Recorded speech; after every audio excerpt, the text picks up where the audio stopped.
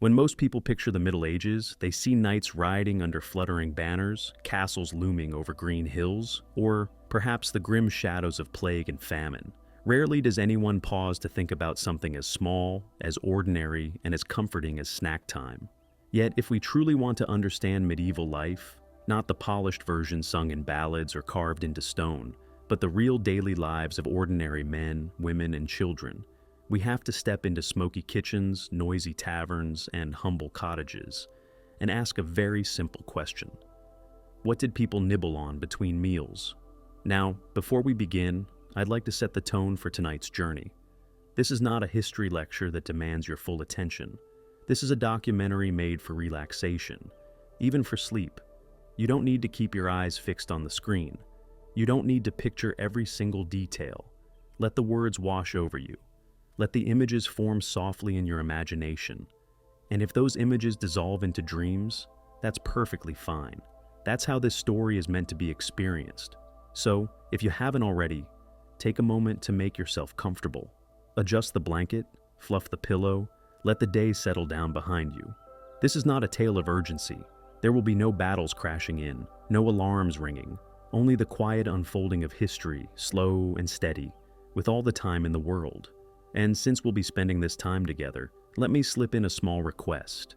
If you enjoy wandering through these gentle historical stories, I'd love for you to join this little circle by subscribing to the channel. If you'd like, you can give this video a quiet like, or pass it along to someone who might enjoy drifting into the past while drifting off to sleep. No pressure, of course. Think of it less as a demand and more as an invitation, like being offered an extra crust of bread at the table. You can take it or leave it, but it's offered with warmth. Now, let us turn to the heart of the story, because when we step past the shining image of banquets and golden goblets, we find the humbler, stranger, and often more interesting world of peasant snacks. These were not grand feasts laid out for kings, but little bites grabbed on the go, shared among neighbors, or tucked into pockets before a day's work. They were fried in oil that might have flavored dozens of meals before. They were sweetened with honey so precious it was almost sacred. They were improvised, thrifty, sometimes grim, and sometimes delightful. Imagine yourself not in a hall of stone, but in a low cottage of wood and thatch. Smoke from the hearth curls through the rafters, the smell of cooking clings to your clothes, and the table before you is rough, scarred with years of use. On it might rest a simple fritter, sizzling in old oil, or a scrap of cheese that squeaks between your teeth, or a crust of bread softened in ale. Each of these little things, humble as they were, carried meaning. They carried joy, survival, resourcefulness. And they remind us that medieval life, while harsh, was not joyless. People still found ways to laugh at squeaky cheese, to share honey cakes on festival days, to sneak a fried eel even while whispering about its curses. This, then, is the story we'll tell tonight. Not of crowns or plagues, but of fritters and turnips, fish skins and honey, scraps and sweets. A story where food is not just sustenance, but a mirror of human resilience. So, settle in. You don't need to picture it all. Just let the rhythm of the words carry you. Think of this not as a lecture, but as a lullaby woven from history. A reminder that people long ago lived and laughed and ate in ways both strange and familiar. And as we wander through their kitchens and taverns together, you may find yourself not only learning about their lives, but gently sinking into dreams of your own. Let's begin our medieval snack journey with something that might actually sound familiar, at least in spirit: the humble fritter. Now, don't picture the donuts in a modern bakery case, lined up in neat rows with glossy glazes and rainbow sprinkles. Medieval fritters were their own creature, rougher, greasier, sometimes sweeter, sometimes savory, and almost always flavored by the mysterious history of the oil they were fried in. If you're imagining a golden lump of dough sizzling away over a smoky hearth, you're already on the right track. A cottage scene. Imagine stepping into a peasant's cottage in the late Middle Ages. The ceiling is low, beams dark with soot from years of fires. Smoke hangs in the air because chimneys are a luxury not every home enjoys. In the corner, a blackened pan sits on a glowing hearth. A woman scoops a lump of simple dough, flour, water, maybe a little egg or milk if fortune has been kind, and drops it carefully into the shimmering oil. The pan hisses, spits, and suddenly the air fills with that unmistakable smell. Fried bread, rich and comforting. Children shuffle closer, eyes wide, waiting for their share. There is no sugar jar to dip into, no glossy frosting to spread on top. But the golden color of that fritter, the way it puffs slightly, the way it smells, all of it is enough to turn an ordinary evening into something that feels like celebration. The oil with a story. Of course, this wasn't exactly a clean frying experience. Oil was precious, not something you threw out after a single use. It was reused again and again, until it thickened and darkened and carried with it the ghost of every meal that had come before. That meant fritters didn't just taste like fried dough, they tasted faintly of yesterday's onions, or last week's fish, or perhaps even the garlic clove that had been tossed in for luck. Each fritter carried with it the entire edible history of the household. Was it a little risky for the stomach? Probably. But to medieval people, that wasn't a drawback. It was thrift, it was flavor, and most importantly, it was filling. Always sweetness, if you were lucky. Every so often, if fortune truly smiled, a fritter might be drizzled with honey, or in later centuries, dusted with a sprinkle of imported sugar. But let's be honest, for most ordinary people, that was a rare luxury. More often than not, fritters were eaten plain, or with whatever herbs, fruit scraps, or bits of cheese could be folded into the dough. But even without adornment, they were treasured. Because in a world where daily meals were often bowls of pottage, thin stew of grains and vegetables, the sudden crackle of hot oil and the smell of frying bread was something extraordinary. It was warmth, indulgence, and joy, all bundled into a single, messy handful. Not just for peasants, and fritters weren't limited to cottages. Nobles, too, enjoyed their own versions. Medieval cookbooks include recipes for fritters stuffed with apples, pears, or cheese, sometimes seasoned with saffron or ginger if spices were on hand. These were fritters dressed up in silk, more refined, more carefully crafted. But at their core, they were the same: dough fried until golden, eaten hot, and enjoyed in a way that cut across social divides. It's one of those rare foods that linked the classes. The noble's apple fritter and the peasant's plain lump of dough might have looked different, but both were bites of fried comfort, proof that some cravings are universal. A snack of small joys. And here's the heart of it. Fritters weren't just food. They were symbols of small rebellion against monotony. Life in the Middle Ages was hard. Days were long, work was grueling, and meals were predictable. Bread, pottage, ale, again and again. But when oil hissed in a pan and a fritter bubbled into being, something shifted. Suddenly, dinner wasn't just about survival. It was about enjoyment. Imagine a child biting into a hot fritter, grease running down their chin, giggling at the warmth. Or an exhausted worker taking that first bite, the crisp crust yielding to soft bread inside, feeling for a moment not just full but content. These moments mattered. They stitched joy into lives that were often defined by struggle. A gentle comparison. If you've ever found yourself sneaking into the kitchen late at night, pulling a piece of leftover fried dough or pastry from a box, you know the feeling, that small thrill of eating something hot and indulgent, even if it's not fancy. Medieval fritters were exactly that. Guilty pleasure, comfort food, and everyday luxury all at once. Closing the scene. So, the next time you bite into a modern donut, perhaps soft, airy, topped with frosting, think of the medieval fritter. Cruder, greasier, flavored by old oil, but loved all the same. Because while kings might have feasted on swans and nobles on spice-laced pies, ordinary people found their joy in simpler things. A pan, a lump of dough, and the alchemy of hot oil. In that sizzling sound, in that smell that filled the room, there was hope. Proof that even in an age we often picture as bleak, there was warmth, laughter, and sweetness, if only in the form of a humble fritter. If fritters were the golden, greasy thrill of medieval kitchens, then cheese curds were the reliable, everyday companion. Plain, simple, and sometimes a little bit funny. Funny, you ask? Well, yes, because medieval cheese curds had a secret talent. They squeaked. Bite into one, and instead of silence, you might hear a tiny squeak between your teeth. It was the medieval snack that literally talked back. The simplicity of curds. At their core, curds are nothing more than young, fresh cheese. Milk, once curdled, separates into curds and whey. Strain the curds, press them lightly, and you have soft, chewy lumps that can be eaten immediately. Unlike aged cheeses that required months of careful storage, turning, and tending, curds were quick and accessible, fresh in the morning, eaten by midday. This made them perfect for peasants who lacked the resources to carefully age and preserve cheeses for long periods. A cow, goat, or sheep could provide milk, and that milk could be transformed into curds within a single day. They were the shortcut cheese of the medieval world, humble, quick, and practical. A snack of necessity and resilience. Cheese curds weren't glamorous, but they were lifesavers. In years when harvests failed or when famine threatened, curds were one of the few reliable sources of protein and fat. Unlike meat, which was expensive and often scarce, or grain, which could run short after a poor season, milk-producing animals could still provide sustenance.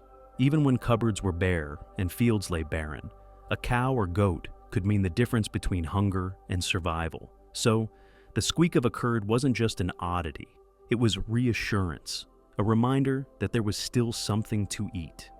The everyday experience now. Let's step back into that smoky medieval cottage for a moment. The air is heavy with the smell of damp wood smoke. A bowl sits on the table, filled with fresh curds wrapped in a cloth. Children dart in, snatching a piece, chewing noisily, and then giggling at the squeak against their teeth. Parents take their share too, not laughing perhaps, but grateful for something filling, something that didn't require a feast to prepare. Unlike fritters, curds weren't necessarily an event. They weren't indulgent, weren't celebratory. They were everyday food, eaten on the go, tucked into a pouch, crumbled into pottage, or nibbled as a snack during a break from labor. But sometimes the simplest foods, the ones that appear without fuss, are the ones that shape lives the most. A food across classes. It's easy to imagine curds as a peasant staple, and indeed they were. But they weren't limited to peasants. Monasteries made cheese in vast quantities, both for their own use and for trade, and curds were part of the process. Nobles too ate curds, though often prepared with more ceremony, sprinkled with herbs, perhaps dressed with honey, or used as an ingredient in richer dishes. Still, the essence was the same: fresh lumps of cheese, eaten quickly, enjoyed for what they were.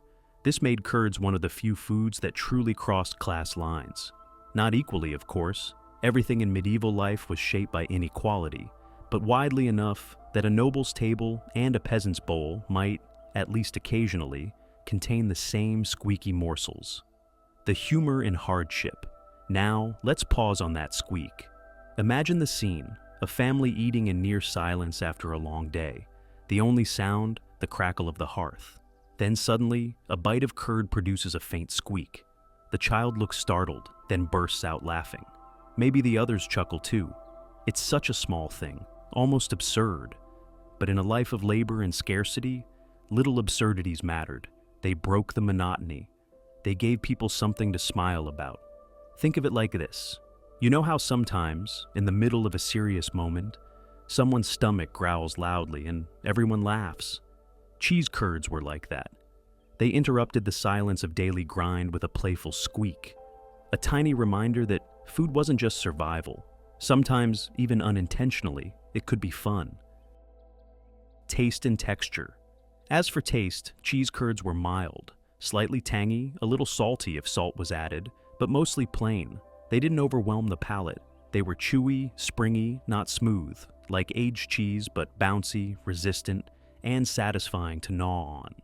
Think of them as the medieval equivalent of a chewy snack bar, not bursting with flavor, but filling and portable. Their plainness, though, was their strength. They could slip into almost any meal. Crumbled into stews, they added richness. Eaten alone, they were easy fuel. Fried in oil, they took on a whole new life. Crispy outside, soft within, a medieval cousin to fried cheese bites. A modern echo. Today in some parts of the world, you can still find squeaky curds, often sold as snacks in markets or enjoyed as part of poutine in Canada. That first squeak between your teeth connects you to a long line of snackers, stretching back through the centuries to medieval cottages and monastic kitchens. It's strange to think about, but the continuity is there. Closing the curds. So, while fritters gave medieval people a moment of indulgence, curds gave them something else: reliability. They weren't flashy, they weren't luxurious, but they were steady, filling, and sometimes even funny. A snack that didn't just feed the body, but, on good days, lightened the spirit. And maybe that's why cheese curds deserve their place in our journey through medieval snacks. Because while kings dined on roasts and nobles nibbled on sweets, it was the squeaky little curds that carried countless families through ordinary days. Not glamorous, no, but dependable. And in a world of uncertainty, sometimes that's the most comforting thing of all. If fritters were the taste of indulgence and cheese curds the sound of resilience, then turnip pies were the taste of clever disguise. Imagine sitting down at a simple gathering, perhaps in a villager's cottage, or at a small feast in the town hall. A pie is set before you, its crust browned, its edges crimped, steam just beginning to curl from a crack at the top. Your heart lifts. A pie is a special thing in a world where most food comes in bowls and pots. A pie promises delight. You cut into it, expecting apple, something sweet and rare, and instead, you find turnip. The joke writes itself in that moment, and you can almost hear the laughter or groans ripple across the table. For this was the medieval turnip pie, a humble trick, part practical, part playful, a way of transforming what was common into what looked like something finer. Turnips were everywhere in the medieval countryside. They were the workhorse vegetable, hardy enough to withstand poor soils, fast enough to provide food when other crops lagged behind. They could be stored in the ground through cold months, pulled up when needed, dependable in ways that grain and fruit were not. They were not beloved. Few farmers looked forward to a winter of eating turnip after turnip, but they were survivors. They made sure people endured. Apples, by contrast, were seasonal treasures. In certain regions they grew well, but even then they had competing destinies, eaten fresh, pressed into cider, or dried for storage. The noble's apple pie, fragrant with fruit and sometimes sweetened with costly sugar, was a mark of privilege. The peasant's turnip pie, sharp and earthy, was a mark of necessity. And yet, disguise mattered. Encasing a turnip in pastry lent it dignity. It allowed the cook to bring something warm and filling to the table that resembled the treats of the wealthy, even if the contents told another story. In a way, it was parody and aspiration all at once. To the hungry, it was also mercy. Better a turnip pie than no pie at all. Better to laugh at the trick than to sit with an empty stomach. In this sense, turnip pies lived in a strange space between jest and generosity.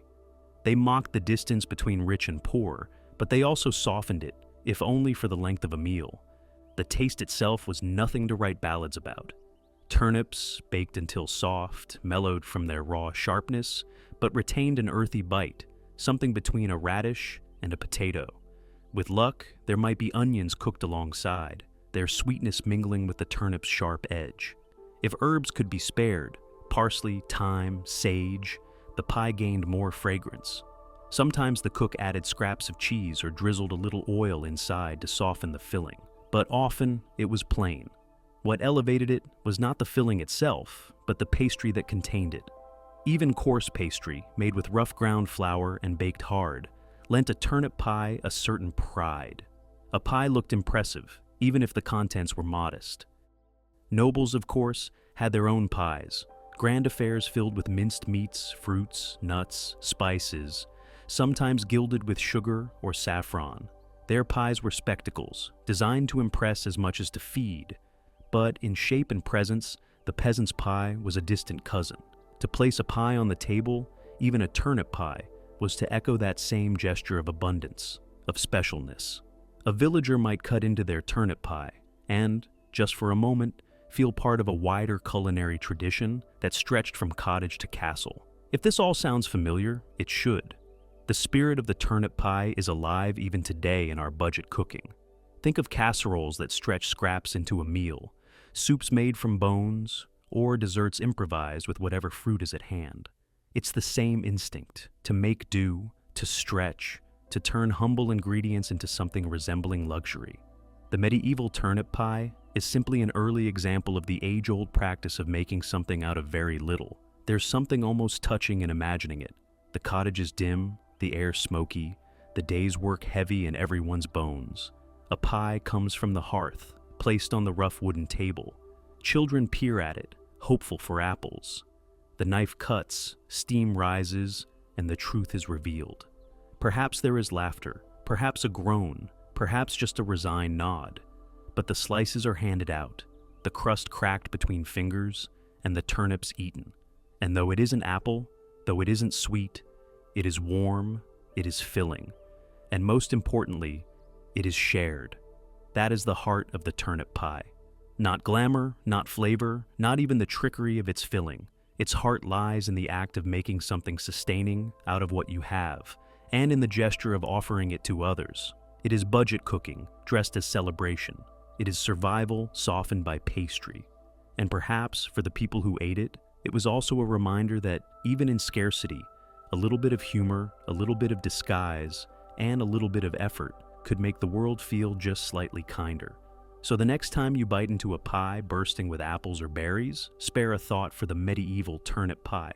Less glamorous, less beloved, but just as important in its own way. Because for countless families, those earthy slices meant the difference between going hungry and going on. And in that sense, the turnip pie, however humble, was a triumph. If the turnip pie was a kind of disguise, then the meat pasty was the real deal. It wasn't pretending to be anything it wasn't. It was exactly what it looked like. Hearty food, wrapped up for convenience, ready to be eaten wherever life carried you. And in a world where long hours of labor were the norm and meals weren't always taken in comfort, the pasty was something close to genius. Imagine a miner preparing for a day's work underground. He cannot carry bowls of stew into the mine. He cannot stop to roast meat over a fire deep beneath the earth. But he can carry a pasty in his pocket, a thick crust folded over a filling of meat, onions, maybe some root vegetables, baked into a self-contained meal. The crust is sturdy, not flaky and delicate like the pastries we know today. It is heavy, rugged, designed to survive rough handling and long hours. When the miner unwraps it, it is still intact, still warm if he is lucky, and still enough to fuel another stretch of toil. The crust often bore initials carved into it before baking, a simple, practical safeguard in a time when dozens of men might be eating together, each with his own pasty that looked almost identical to the others. To lose your pasty to another's hunger wasn't just inconvenient. It could spark anger or even a feud. So, the initials were there, baked into the crust, a silent claim of ownership. That detail, more than anything, reveals how vital these pasties were. They weren't just food, they were property, almost sacred in their necessity. And the crust had another clever use. In mines filled with soot and grime, with hands blackened by work, the outer crust could be used as a kind of handle. The miner would grip the thick edge, eat the filling and the inner pastry, and then discard the dirty crust. Sometimes these discarded edges were left intentionally in the tunnels, offered to the spirits of the mine, a kind of superstition, a bargain for safety. In this way, the pasty wasn't just food, it was both tool and talisman. The filling itself varied depending on what was available, beef or mutton for those who could afford it, sometimes pork or venison in wealthier households. For the poor, scraps of meat bulked out with onions, carrots, or turnips, a pinch of herbs if the garden offered them. The mixture was seasoned simply, but cooked within the pastry until it mingled into a rich, savory mass. Each bite was hearty, dense, designed to fill the stomach and fuel the body. And pasties weren't just for miners. Farmers carried them into the fields. Travelers packed them for journeys. Even in towns where workmen spent long days at their crafts, the pasty was a common sight. Its genius lay in its portability. It was the medieval equivalent of fast food, though slower to make and far more sustaining. Of course, nobles enjoyed their own version of pasties. Cookbooks from the era describe elaborate pastries filled with spiced meats, birds, even mixtures of fruits and nuts. These were pasties dressed for a banquet, decorative as well as nourishing. But the essential idea was the same: a meal enclosed in dough, easy to handle, easy to carry. What tied the noble's venison pasty to the miner's beef and onion version was practicality.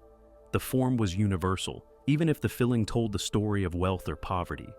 There is a curious kind of comfort in knowing this, that across the divides of class and wealth, across the gap between castle kitchens and cottage hearths, people found value in the same simple design.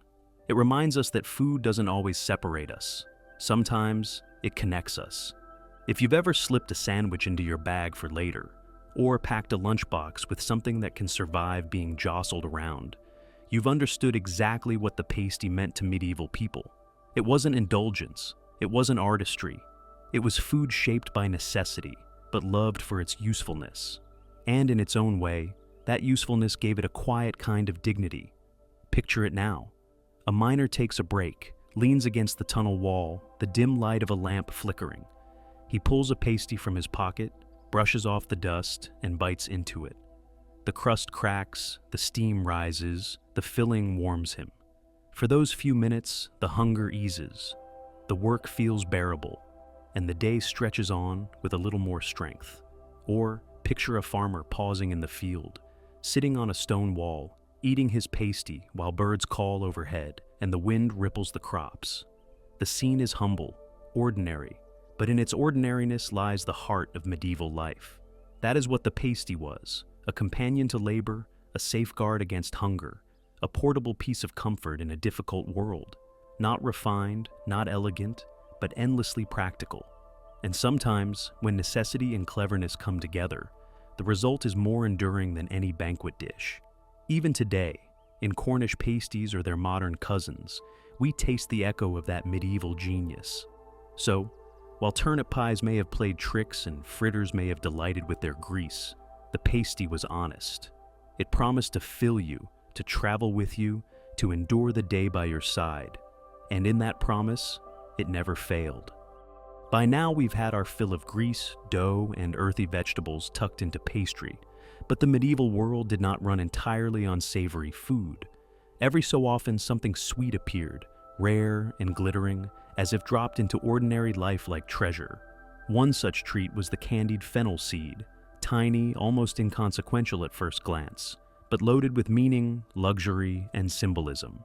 Fennel itself was no stranger to the medieval garden. It was grown for its fronds and stalks, its seeds used in cooking, in medicine, and even in charms. The plant was versatile, hardy, and widely respected. But when the seeds were dipped into honey, or rolled in the costly sugar that trickled into Europe through trade routes, they transformed. They became not just seasoning, but sweets, glittering little nuggets of pleasure, served in small handfuls after meals, or carried in pouches as if they were precious coins. To taste candied fennel was to taste something rare. Honey was valuable enough, harvested from hives tended with care, a substance equally at home in medicine chests, beer brewing, and religious offerings. Sugar was rarer still, arriving through distant trade, sold in apothecaries more as medicine than as food. To use either on something as small as fennel seeds was, in a sense, a declaration. We have enough that we can afford to turn necessity into indulgence. It was the medieval equivalent of flaunting wealth with tiny extravagances, not because they were large or filling, but because they were unnecessary. But not every candied fennel seed was a noble's boast. For ordinary people, honey was sometimes within reach, if not to use every day, then at least on special occasions. Villagers kept bees, monks in monasteries tended hives, and a little honey might be saved and treasured for festivals, weddings, or holy days. On such occasions, seeds dipped in honey and left to harden could become a treat to pass around. Savored slowly, each bite sweet and herbal, lingering on the tongue long after the seed itself was gone, and fennel carried practical benefits as well. In medieval thought, food and medicine were deeply intertwined. After a heavy meal, candied fennel was not just dessert, it was digestion aid, breath freshener, even a way to soothe ailments. Chewing fennel was thought to settle the stomach, and the sweetness made it pleasant. Imagine the end of a feast, long tables crowded with trenchers, scraps of meat, and drained cups. The air is thick with garlic, onions, and smoke. Into this atmosphere come candied fennel seeds, passed around in little bowls or wrapped in cloth. People pop them into their mouths, and suddenly there is not just sweetness, but freshness, a kind of cleansing of the senses. It is tempting to think of them as medieval after-dinner mints, a small but thoughtful way to end a meal. But they were more than that, because sweetness itself was such a rare experience. Most people in the Middle Ages lived with flavors that were earthy, savory, sour, or bitter. To taste something truly sweet was extraordinary. The candied fennel seed did not overwhelm like a honey cake might. Instead, it gave sweetness in miniature, one tiny explosion of sugar, followed by the herbal echo of fennel, small, fleeting, but powerful precisely because of its rarity. And sweetness carried social weight. To be offered candied fennel seeds was to be acknowledged, to be treated.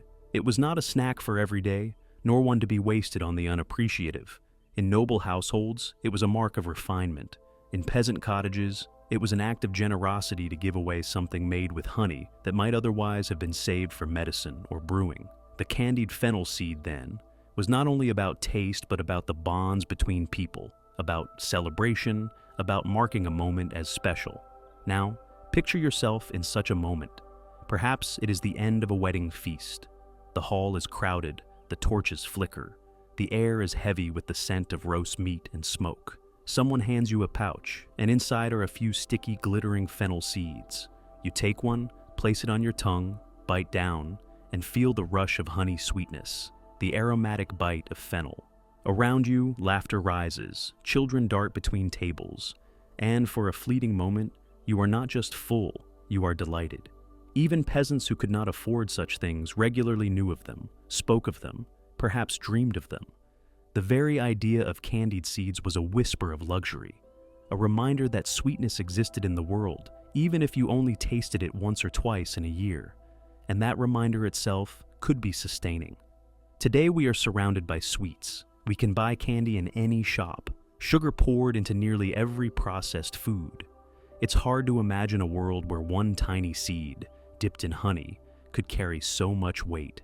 But that is precisely why the candied fennel seed was so precious. Its sweetness was fleeting, and that made it unforgettable. So, when we think of medieval snacks, greasy fritters, and earthy pies often take center stage. But sometimes, tucked between the savory and the grim, there was this. A glittering handful of sweetness, delicate as treasure, potent as medicine, fleeting as joy. A reminder that even in hard centuries, people longed for, and sometimes found, a taste of delight. By now, we've wandered through the world of medieval snacks long enough to notice a theme. Nothing was wasted. Every crumb, every root, every scrap had its purpose. If you could chew it, it could become food. And nowhere was this more evident than in the curious case of fried fish skins. Today, most of us peel fish away from its skin, discarding it without a thought. But in the Middle Ages, the skin had a second life. It was tossed into hot oil, sizzling and crackling until it transformed into something altogether different, crisp, salty, and strangely addictive. To imagine this snack, step into a small riverside cottage. Perhaps it is Friday, one of the many days when the church forbade meat and fish was eaten in its place. A fisherman has brought home his catch, the meat carved away to stew or roast. What remains are slippery, silvery skins, the sort of thing you or I might scrape into the bin without hesitation. But in this cottage, nothing goes to waste. The skins are cut into strips, tossed into the pan of oil sitting over the hearth, and suddenly the kitchen is filled with a sharp, briny smell. The hiss of oil meeting damp skin, the crackle as they curl and crisp. The result? A medieval version of what we might call chips or crisps. Bite into one, and it shatters between your teeth with a salty crunch, a lingering fishiness clinging to your tongue. Not refined, not delicate, but satisfying in its own peculiar way. It was a snack that carried both the memory of the river and the ingenuity of the people who made it. Yet with every bite came a hidden risk. Oil was not cheap, and it was not fresh. Households could not afford to throw away cooking fat after one or two uses. Instead, it was reused again and again, darkening with each frying, thickening, carrying the ghosts of every onion, fritter, and scrap that had ever touched it. By the time fish skins hit the pan, the oil might already have been weeks old. Each new frying made it smokier, heavier, sometimes rancid. Modern doctors would shudder at the thought of eating anything cooked in oil used that many times. But for medieval families, the risk mattered less than the necessity. Better to eat fried scraps from weary oil than to let food go uneaten. It's important to remember, too, that the smell of frying fish skin was not easily ignored. Medieval life was already full of scents that to our noses would seem overwhelming. Smoke from fires, the musk of animals, the tang of unwashed bodies in crowded rooms. Add to that the pungent aroma of fried fish skins, and you can imagine how the scent lingered, clinging to walls and clothes long after the meal was gone. To us, perhaps off-putting, but to them, it was the smell of comfort, of survival, of having something extra to nibble when hunger pressed close. Fried fish skins were not exclusively peasant food either. Nobles, too, sometimes found themselves eating fish on fast days, and in their kitchens, the skins might be seasoned with vinegar or herbs to mask the heaviness. For the poor, the seasoning was likely just salt if they could spare it. Either way, the principle was the same: transform waste into food, turn scraps into sustenance. And it's worth pausing to picture the act of sharing them. A bowl set on the table, hands reaching in, each person snapping off a piece, crunching, chewing, laughing, or grimacing at the strength of the flavor. Perhaps a child tries one and pulls a face, only for an adult to chuckle and say, "You'll get used to it." These were the moments when snacks did more than fill stomachs. They bound people together in shared experience, however greasy it might have been. Strangely enough, fried fish skins never fully vanished from the human diet. Even today, in some parts of the world, they survive as bar snacks, tossed in salt or spice and served alongside drinks. What medieval villagers ate out of necessity, we now sometimes treat as delicacies. It's one of those reminders that food circles back, that the line between peasant food and luxury food is often thinner than we think. So, let's imagine one more scene. The cottage fire has burned low. Outside, the river gurgles softly in the night. On the table rests a plate of fried skins, still glistening with oil, the edges curled and browned. A man takes one, crunches it slowly, savoring the salt. His wife eats another, passing a piece to a child who nibbles cautiously before breaking into a grin. For this family, the fish skins are more than scraps. They are proof of ingenuity, of thrift, of the ability to make pleasure out of waste. It's easy to think of the Middle Ages as grim and joyless, but snacks like these show us otherwise. Even in hardship, there were moments of creativity, of comfort, even of indulgence. Not indulgence as we know it, no chocolate bars or cakes, but indulgence measured in crunch, in grease, in the satisfaction of eating something extra. So the next time you crumple foil around leftover fish skin and toss it away, pause for a moment. Once, long ago, those scraps would have been prized. Once, long ago, they would have been fried, salted, shared, and remembered as a small but vital joy in a life full of labor. In our world today, we often talk about comfort food, a bowl of soup on a rainy day, a plate of pasta after a long shift, or perhaps a cookie dipped in milk late at night. In the Middle Ages, comfort food existed too, though it looked and tasted very different. One of the most common, and perhaps most telling, was nothing more complicated than bread soaked in ale. It might not sound remarkable, but in its simplicity lay both survival and solace. Bread was the backbone of medieval life. For peasants, it was not just a side dish, but the mainstay of every meal. Made from coarse grains, rye, barley, or oats when wheat was too expensive, it was often dense, dark, and filling rather than soft or fluffy. Loaves were baked in communal ovens or hearths, sometimes so hard after a few days that knives struggled to cut them. Waste was unthinkable, so stale bread had to be revived somehow. That's where ale came in. Ale, unlike water, was safe to drink. Rivers and wells were easily polluted, and illnesses spread quickly through contaminated water. Ale, brewed by boiling and fermenting grain, was far safer.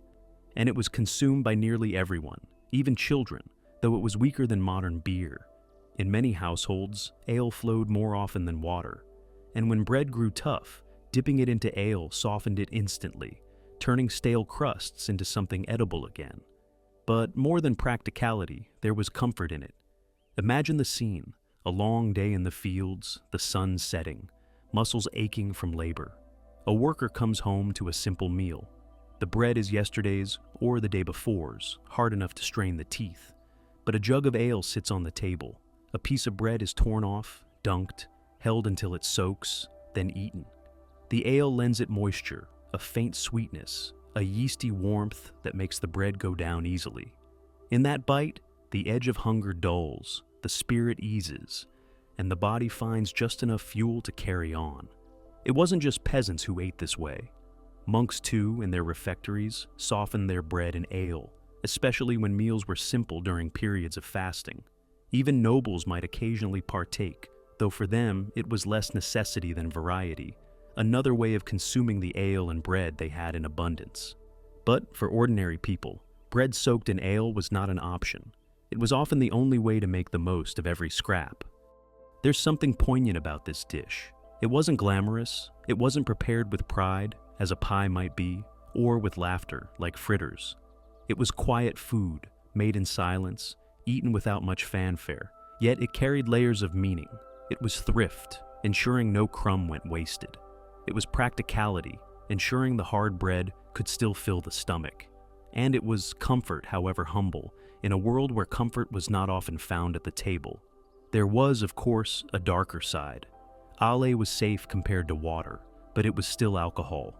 Weak though it might have been, consumed in such quantities, it left its mark.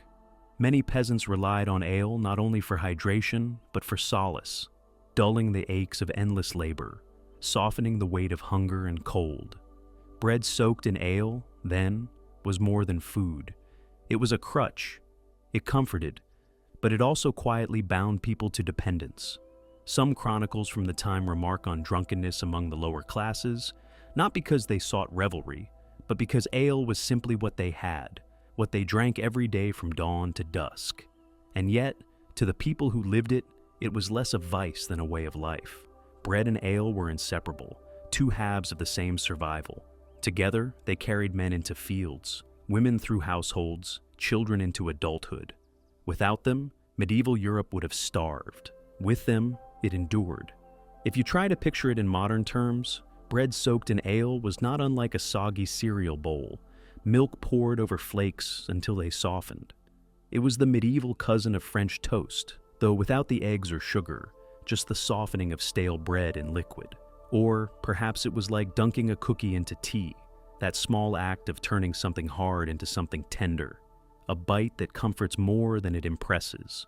Close your eyes and imagine it for a moment. A wooden bowl sits on a rough table, a chunk of bread floating in amber ale. A man dips his spoon, lifting the soaked bread to his lips. A child dunks her crust, bites, and grins as the ale drips down her chin. Around them, the fire flickers, the day's work fades, and for a little while, the world is softer.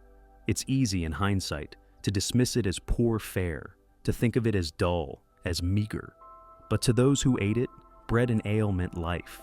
It meant comfort in a life that demanded much and gave little. And perhaps that is why this snack, humble though it seems, deserves its place in the memory of medieval food. Because comfort is not always about luxury. Sometimes it is about making the hard things easier, softening what is unyielding, sweetening what is bitter, even if only for a few bites. So, when you sip from your own glass or soak bread in soup, think back to that long line of medieval people who did the same with their ale, a quiet ritual, repeated night after night, binding generations together with the simplest of ingredients.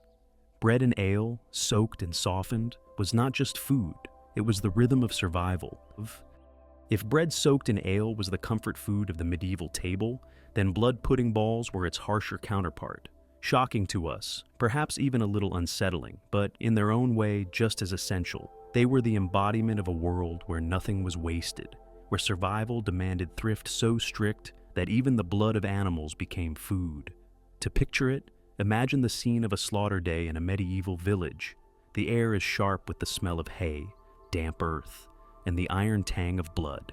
Animals were not killed casually in this world. They were too valuable. A pig or cow represented months of care and investment. So, when one was slaughtered, every part was used. The meat was butchered for roasting or salting, the fat rendered into lard, the bones boiled for broth.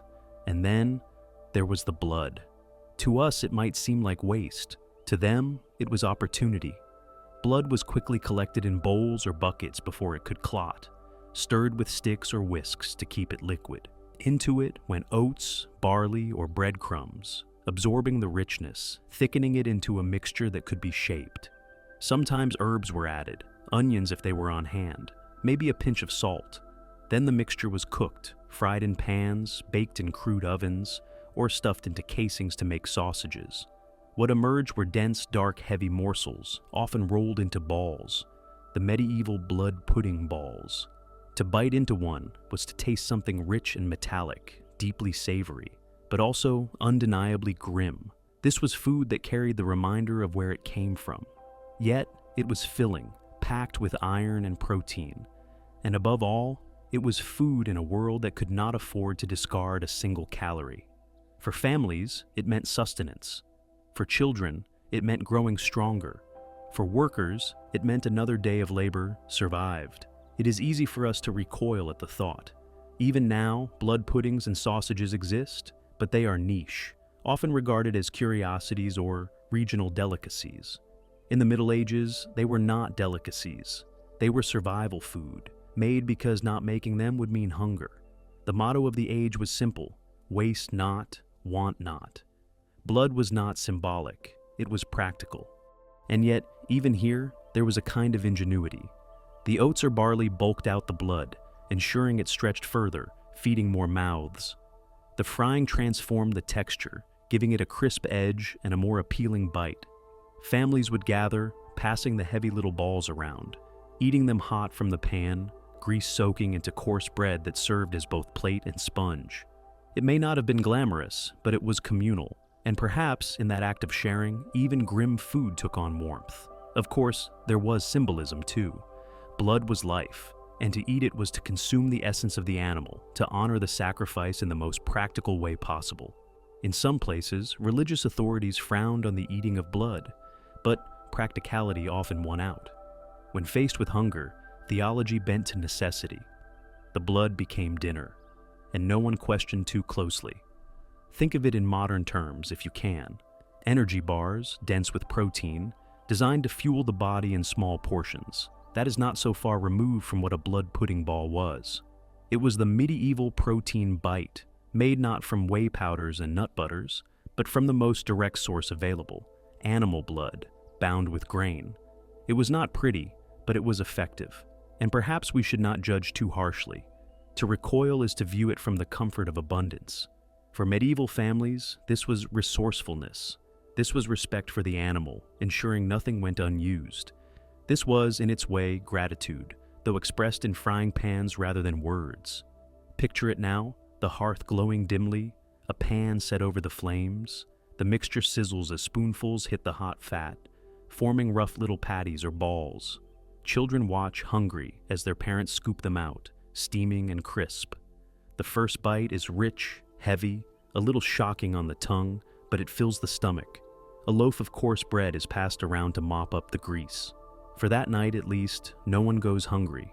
Blood pudding balls were not celebrated, not spoken of with fond nostalgia, but they were remembered because they kept people alive. They were the hard edge of survival, the unflinching side of medieval thrift.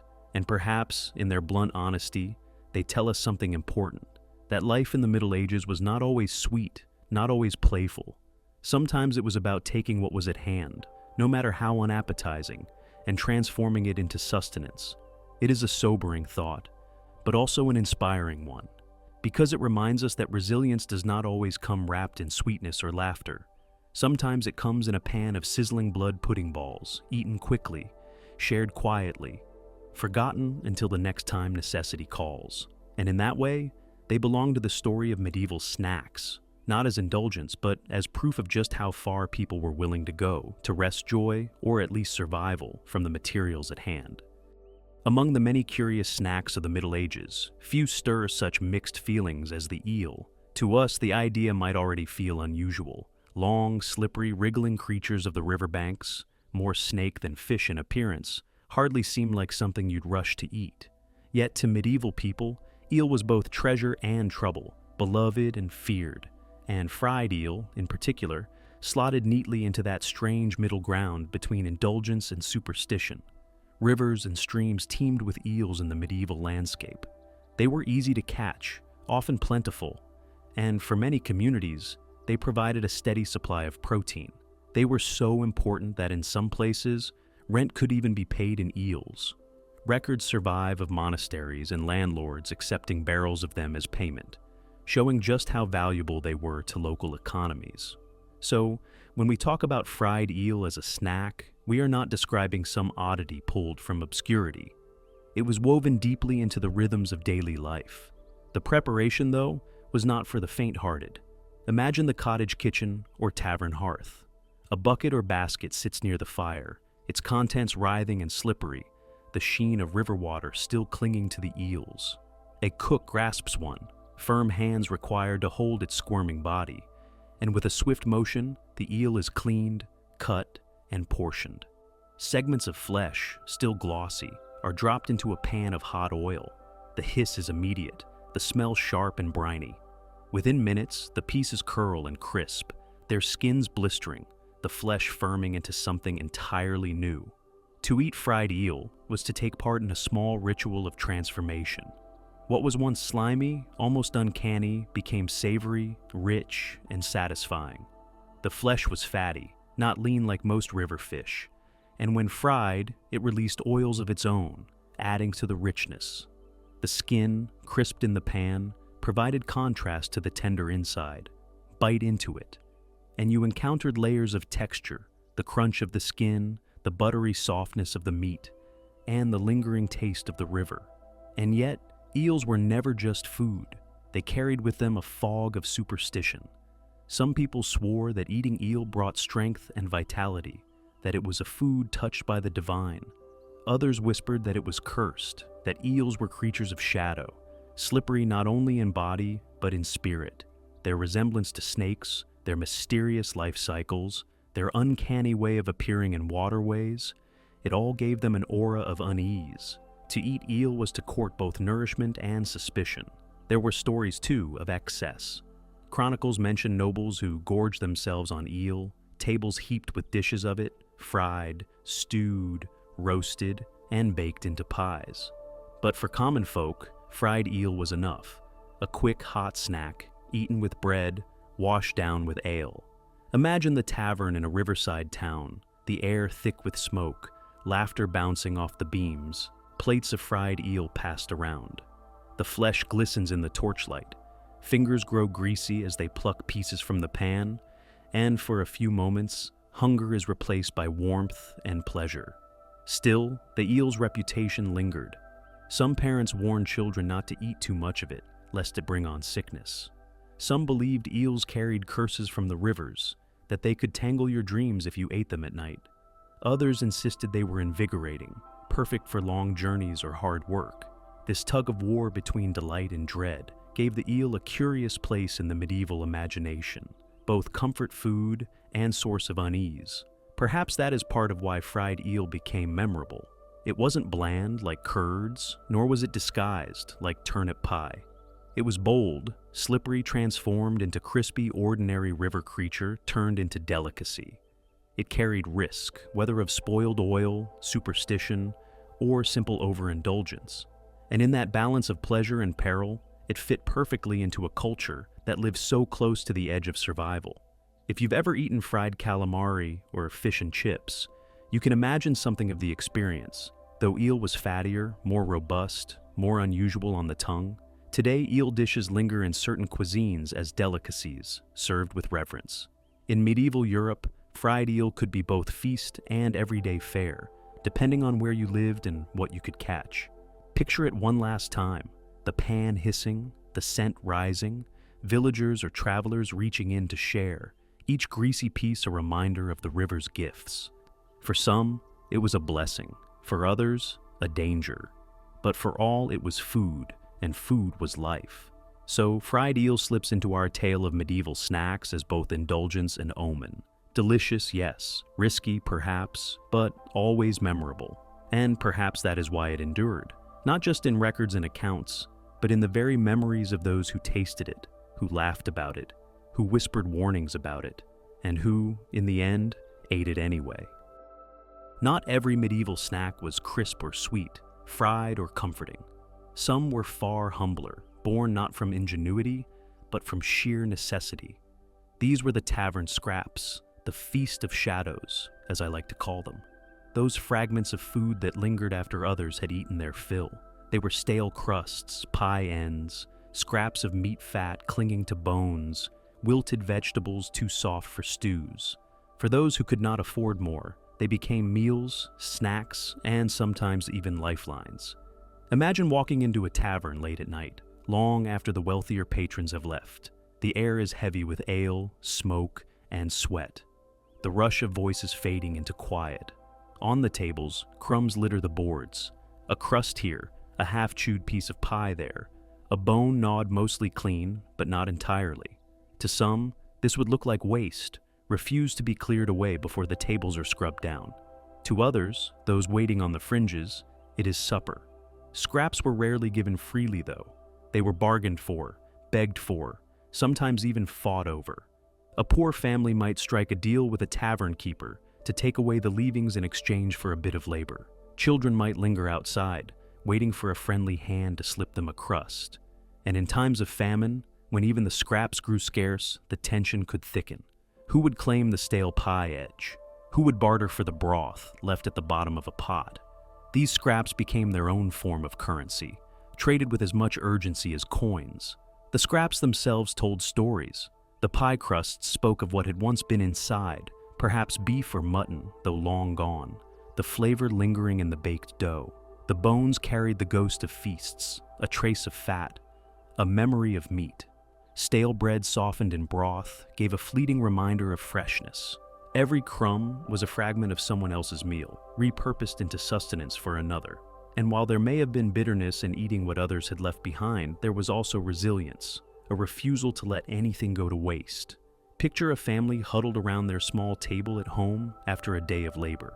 Before them is not a loaf or a pie of their own making, but a basket of scraps from the tavern. Children pull at crusts, dipping them into a thin broth their mother has coaxed from bones. They chew quietly, the food not abundant, but enough. Outside, the wind howls, the night is long, but inside there is at least warmth and at least something to eat. That, in a world of scarcity, was enough. In taverns themselves, scraps could create drama. A lone man might claim a plate left behind, only to find another reaching for it too. Harsh words, perhaps blows, might follow. Because when food is precious, pride and hunger collide. To fight over scraps was humiliating, but also sometimes unavoidable.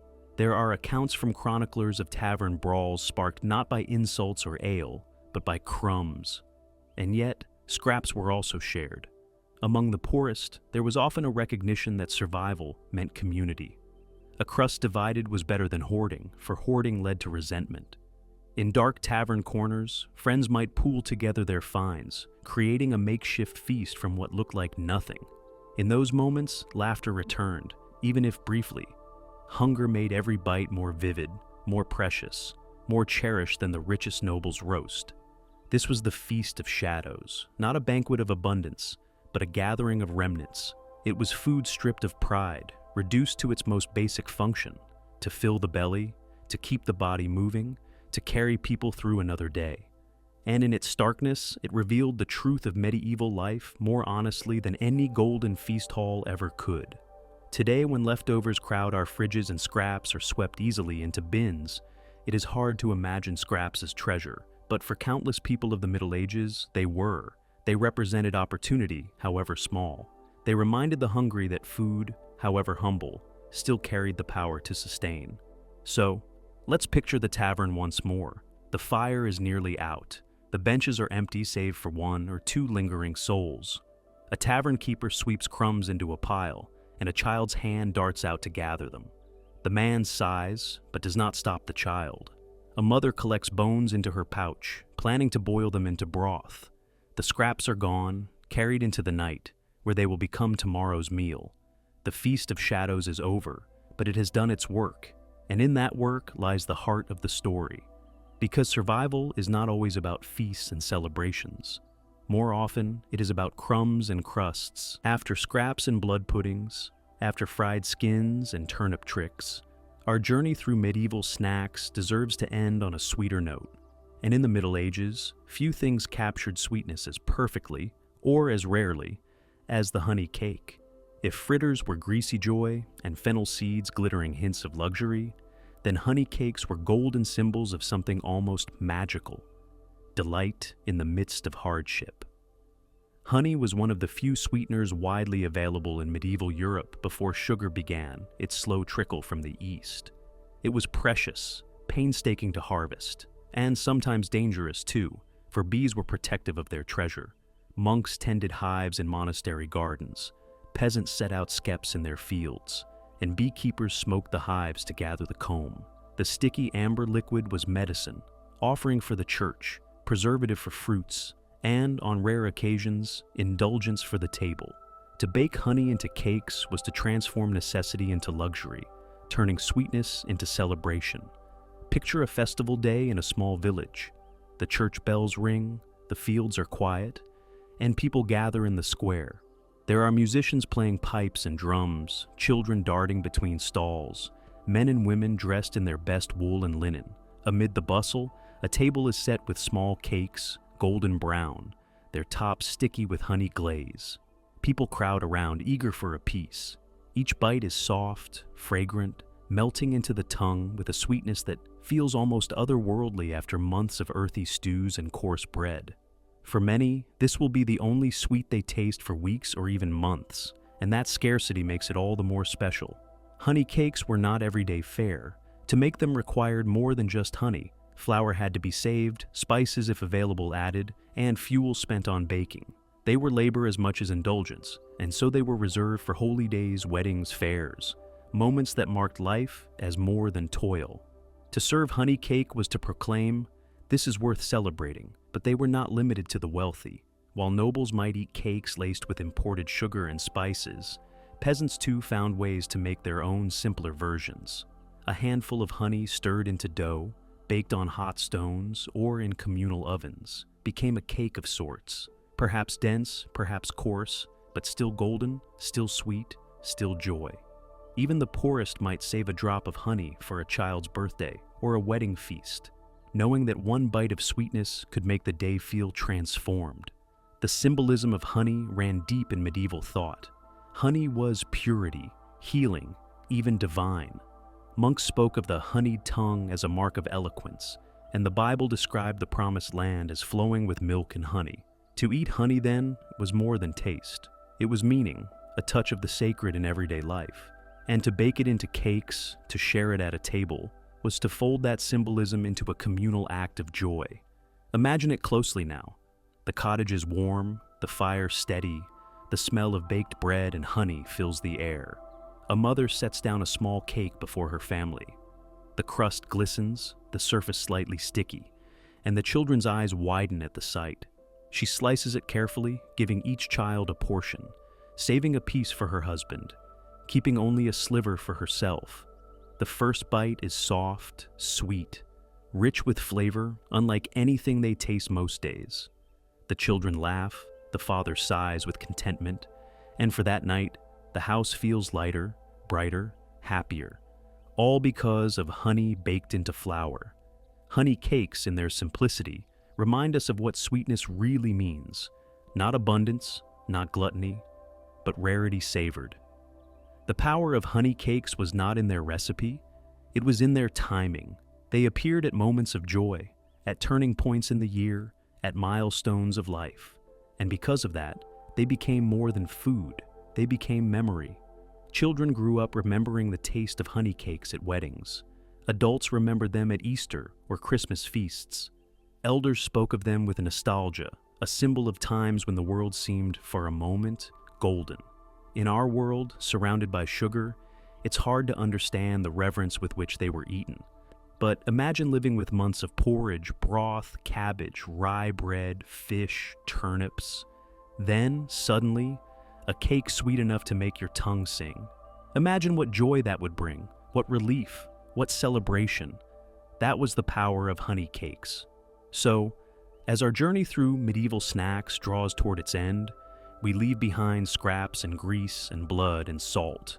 And we end with this: a golden cake sweetened with the labor of bees, baked with care, shared with love. A reminder that even in centuries of hardship, sweetness was never entirely lost. It was found, saved, treasured, and when it appeared, it was enough to make life shimmer.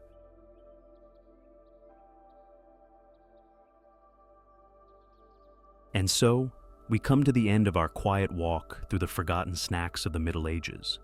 We began with fritters, those greasy lumps of joy hissing in oil blackened by yesterday's onions.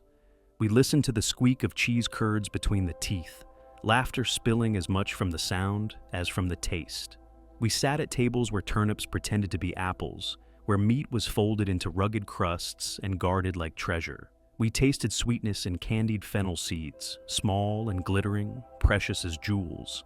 We crunched on fish skins fried until they curled, dipped our stale bread in ale to soften its hardness, and swallowed down the grim resilience of blood pudding balls. We slipped fried eel into our mouths, savoring its richness while whispering superstitions of curses and blessings. We huddled over tavern scraps, the crumbs of other people's feasts, and finally, we ended with honey cakes, golden, rare, and radiant. The very taste of joy in a hard world. What all these foods have in common is not glamour, nor abundance, nor even taste as we might define it. What they share is meaning. They are the record of people's resilience, ingenuity, humor, and sometimes desperation. They are echoes of a world where nothing was wasted, where survival required creativity, where even a crust of bread could be transformed into comfort if soaked in ale or broth. They remind us that history is not only written in battles or decrees, but also in kitchens, in taverns, in small gestures of cooking and sharing. There is something deeply human about snacks. They are not strictly necessary. No one needs a fritter, or a handful of candied fennel seeds, or a crispy strip of fish skin to survive. And yet, people made them anyway. Why? Because food is never only about survival. It is about joy, community, ritual, identity. It is about finding ways to make life softer, sweeter, funnier, more bearable. Even in centuries when famine loomed, when plagues swept through towns, when winters froze the fields, people still found time to fry dough, to sweeten seeds, to bake honey into cakes. That insistence on finding delight, however small, is one of the most enduring truths of humanity. Perhaps you recognize yourself in these medieval moments. Perhaps you've stood in your own kitchen late at night, sneaking something small to eat, not because you were starving, but because you wanted comfort. Perhaps you've laughed with a friend over a snack that didn't taste quite how you expected, or dipped a cookie into tea and thought of nothing more profound than how good it felt in that instant. In those moments, you are closer to medieval peasants than you might think. Different centuries, different foods, but the same impulse: to turn hunger into comfort and comfort into joy. There's another truth in these snacks too. They remind us of inequality. Honey cakes were not for everyone. Candied fennel seeds glittered more often in noble hands than in peasant palms. Even scraps had to be bargained for. Who ate what and when and how was never free of class and privilege. And yet, food bridged those divides too. Fritters could appear in both cottages and castles. Cheese curds squeaked in every mouth. Pasties, in their humble or luxurious forms, were shared by miners and merchants alike. In the simplest foods, the human story overlapped. So, as you lie here now, perhaps cozy beneath your blanket, listening in the quiet, think of yourself not in the banquet halls of kings, but in the smoky kitchens of ordinary people. A cottage fire flickers. A pie is sliced, oil hisses, children giggle at squeaky cheese, bread softens in ale, and somewhere, on a rare and special day, a honey cake glistens like sunlight caught in flour and fire. These were the moments that sustained people, not the battles or the crowns, but the snacks that fed their bodies and, just as importantly, their spirits. History can feel heavy sometimes, full of violence and hardship. But food offers us a gentler window.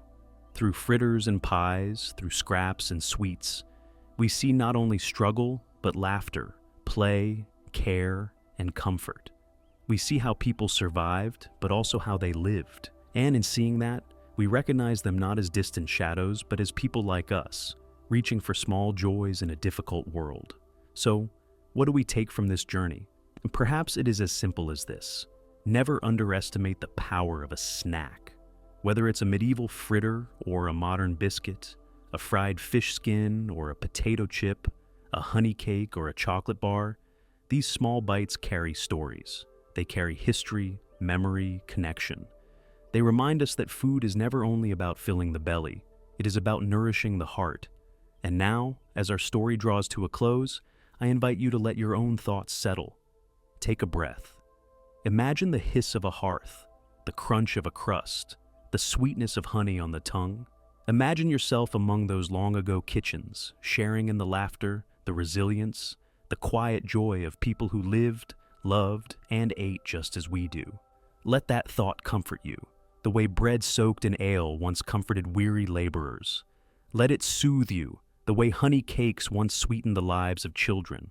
And as the story fades, let yourself drift into rest, knowing that across centuries, the smallest pleasures, the humblest snacks, have always been enough to carry us through.